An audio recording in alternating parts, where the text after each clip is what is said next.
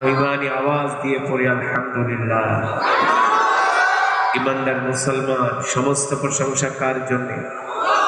আল্লাহু আকবার।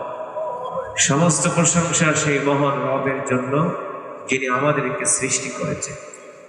ঠিক কিনা বলেন? আমাদের সৃষ্টি করেছেন কি? আল্লাহ তাআলা। আবার আমাদেরকে ফিরেও যেতে হবে আল্লাহ তাআলার কাছে। ঠিক কিনা বলেন? পৃথিবীতে আমরা কেউ চিরস্থায়ী না। কত রাজা বাদশাহ আমির ওমারা আসলো, আর কত পৃথিবীতে প্রতাপশালী মানুষ আসছে, যাদের চোখের ইশারায় মৃত্যুদণ্ড পর্যন্ত হয়ে গেছে। কথা বলেন?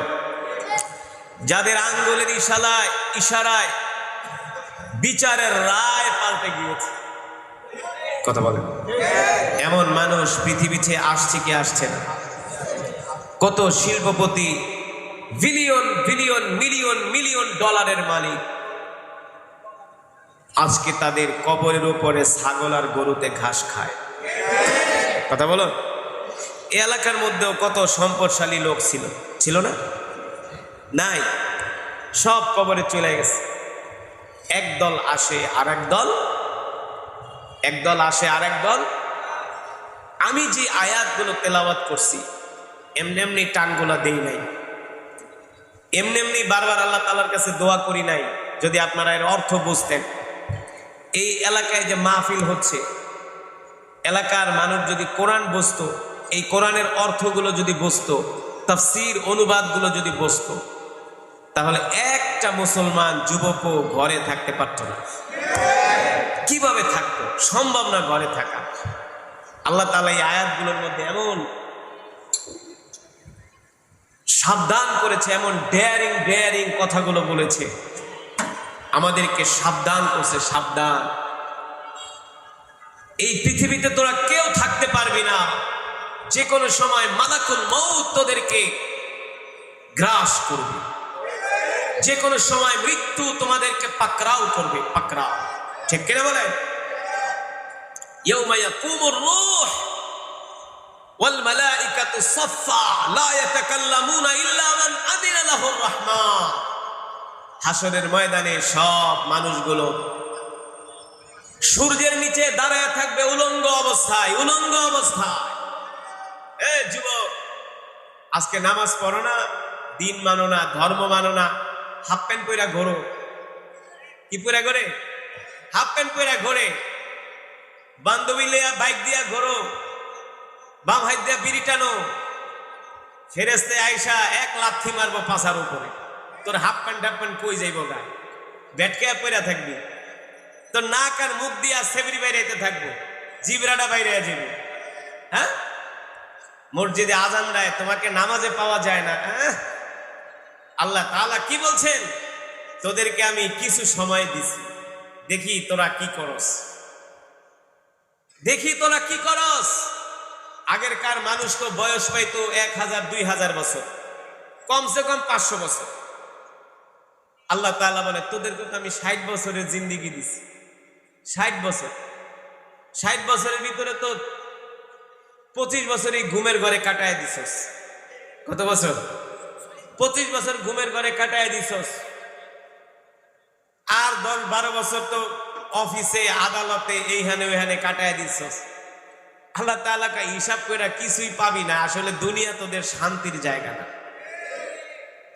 মুমিনের জন্য দুনিয়া শান্তির জায়গা কখন?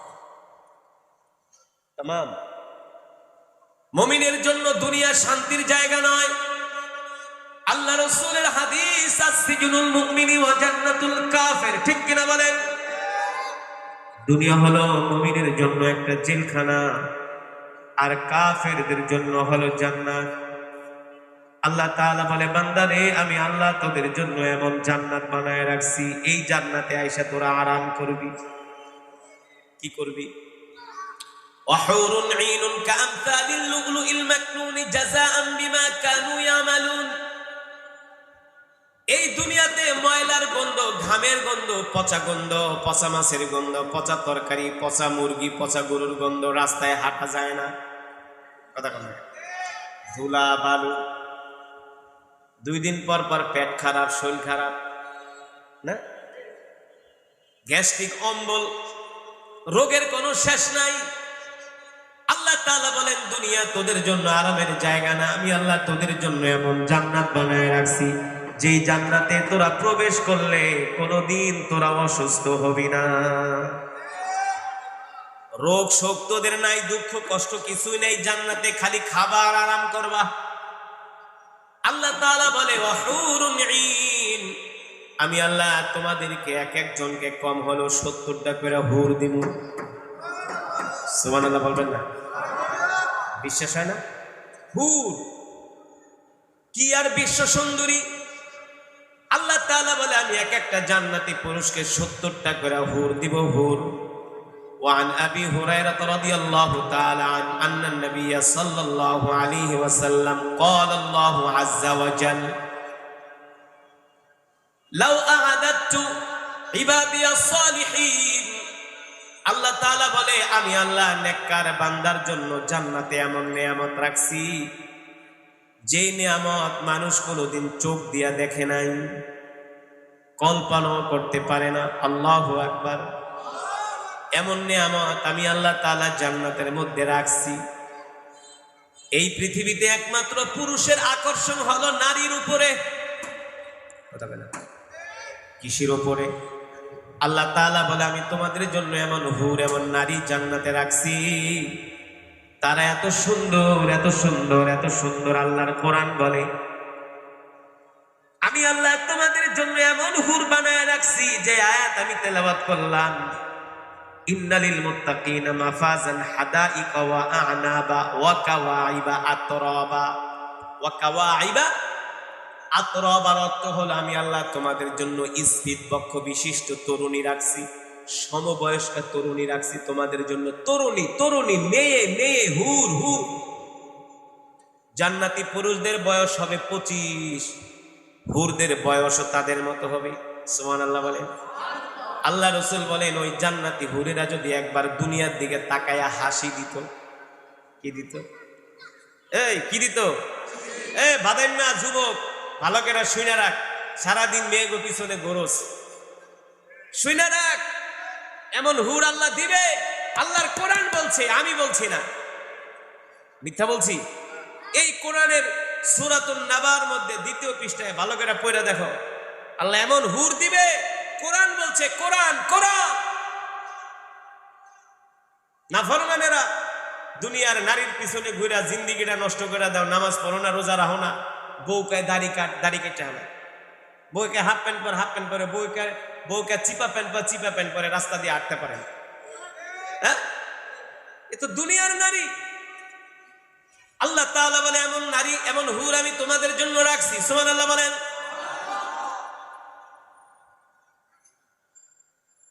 ওই হুর যদি দুনিয়ার দিকে তাকায় একটা হাসি মারত, আল্লাহ রাসূল বলেন হুরের দাঁতের আলোতে সারা পৃথিবী আলোকিত হয়ে যেত, সারা পৃথিবী আলোকিত হয়ে যেত, আলোকিত।